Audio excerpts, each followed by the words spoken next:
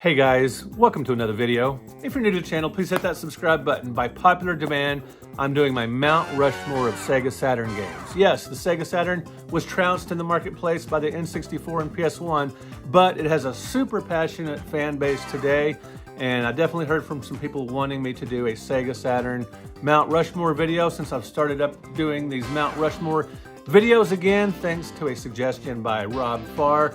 Now, to be in the Mount Rushmore of games, it's just going to be 4 because there are 4 presidents on Mount Rushmore. These games have to be iconic, famous, emblematic of the console, and great. Or at least 3 or 4 of these, ideally 4 of these. Now the Saturn failed in the marketplace, especially compared to the PlayStation and N64, so there's not going to be as many iconic games for that console. Nevertheless, very difficult choice to whittle this down to 4, and I have no doubt you're going to disagree with me on some of these choices, especially the 4th one. This one I might get some blowback from, but I had to include it because it's so emblematic of the console. Again, iconic, famous, emblematic of the console, and a great game. These are the qualifying parameters to make it onto the Mount Rushmore of games. In this case, the Sega Saturn, so let's get to it.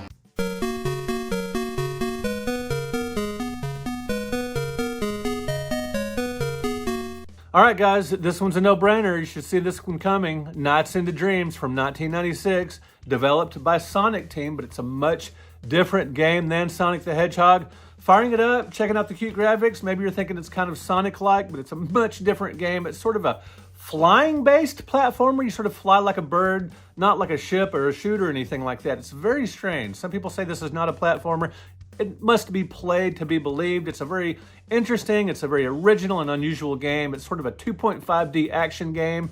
It utilizes the Saturn's 3D analog controller for smooth control, which I happen to have. I've got this in the big box here. Very cool. I bought this many years ago at a retro gaming store in Dallas for 25 bucks. They had a stack of them brand new in the box. I just bought one like a sucker. I wanted to play the game and I wanted that controller. I'd always heard about it and I wanted to get that game, and I found out that I enjoy it very much. It's definitely emblematic of the Saturn, and you can better believe this set, this box, big box with the game and the controller, worth much more than 25 bucks now. And it's a 3D analog controller with just works great for the console. Maybe a little clunky now in the light of better controllers, but pretty cool back in the day. Fascinating game, really colorful, dreamlike environments, unusual gameplay, set it apart from pretty much anything from in the field, except for its sequel, Christmas Nights. Now, the game has an AI life system, which is relevant for today with all the talk of AI. It's an innovative artificial life simulation feature that dynamically alters the game's environment and character behaviors based on player interaction and performance. Fascinating game. It's very deep. It's not quite a platform. It's just kind of a strange action game with a lot of scrolling and flying. Fascinating games. You guys should check it out. Nights into Dreams, a must own and must include on the Mount Rushmore for the Sega Saturn. Next up, this might be a controversial choice because a lot of you guys associate this game with the PC or the PS1. Yes, I'm talking about Tomb Raider. 1996, one of the most iconic games of all time. That's why one reason I'm including it on this list. Another reason is because Tomb Raider first came to the Saturn before the PS1, before the PC. Now the PS1 version and the PC version, they're much more iconic than the Saturn version, but it hit the Saturn first, and it's an incredibly famous game. Lara Croft, an iconic female protagonist who's intelligent and very athletic in an era when that wasn't much of a thing as far as female protagonists goes. There weren't that many female protagonists back in the 90s. Incredible game, cutting edge. It set a new standard for 3D action adventure games with puzzles and combat. It was released the same year as Super Mario 64, another 3D game that just blew people's minds, but it's very, very different. Tomb Raider is one of the most famous IPs on the planet, so I'm putting it here in my Mount Rushmore of Sega Saturn games. It hit the Saturn first. Come on, guys. Give me a break here. Tomb Raider, do you think it belongs? Let me know in the comments. All right, let's get to game number 3. All right, guys, this is a no-brainer as well. Virtua Fighter. Virtua Fighter, a lot of people think of this game first, or at least very near the top when they're thinking about Sega Saturn games, just games that are emblematic of the console. It was one of the first 3D polygonal fighting games, which was an impressive feat for the Sega Saturn. Quality 3D gaming at home, which was unusual in the mid-90s. Realistic, strategy-based fighting precision, timing, move selection, very different than Mortal Kombat and Street Fighter II. Once you get into the game and you get far into the game and the challenge starts amping up, it gets very hard to win battles using button mashing. Much more of a strategic game than a lot of fighting games. It's got a diverse array of characters, including Akira Yuk and Pai Chan, and sort of a realistic fighting game, relatively speaking. Just a classic, iconic game, Virtua Fighter. I think most of you will align with me on this one. Next up, guys, number 4. Now this one, you guys might disagree, and I totally get it. I'm gonna go over some honorable mentions at the end of this video. A couple of games that should take its place that are probably more famous, but I had to include this game with the Saturn console on the Mount Rushmore of games for the system because it is so emblematic with the console. In fact, it's got the name of the console in the title of the game.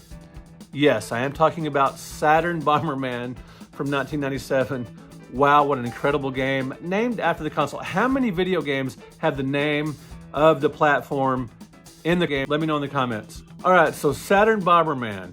You guys know, now this game is iconic within gaming circles, within hardcore gamers, within Saturn fans, within gamers of the 90s. All you guys know that are hardcore gamers know about Saturn Bomberman.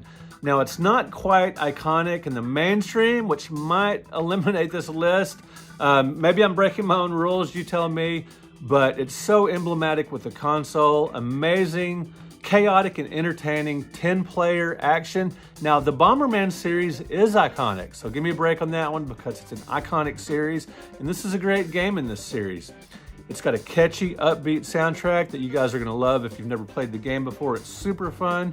I love the Bomberman games. My favorite Bomberman game is probably Mega Bomberman on the Sega Genesis, but this one is similar because it has rideable dinosaurs that give you additional powers and an extra hit point, sort of like the creatures that you ride in Mega Bomberman. Pretty cool, guys. Saturn Bomberman, such an amazing game.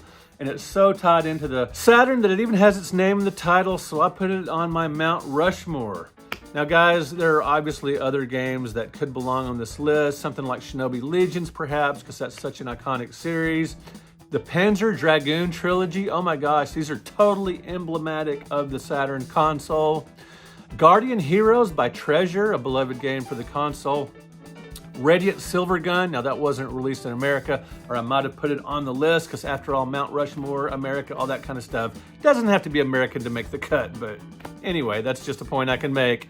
Now these last 2 games on my list, on my honorable mentions list, perhaps, arguably, one of these should be there instead of Saturn Bomberman because they are both more famous among the general public than Saturn Bomberman. And yes, I am talking about 2 great racers, Sega Rally Championship and Daytona USA. Both games are definitely emblematic of the Saturn. They're both great, they're both iconic, and they're both famous. And what can I say, guys? I went with Saturn Bomberman.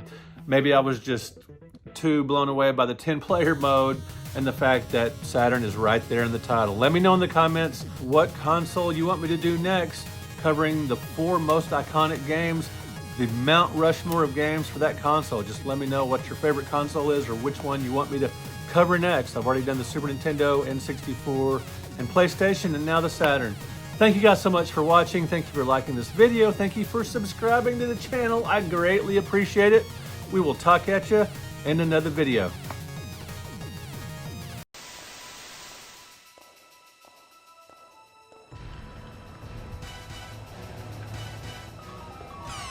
It's me, Mario!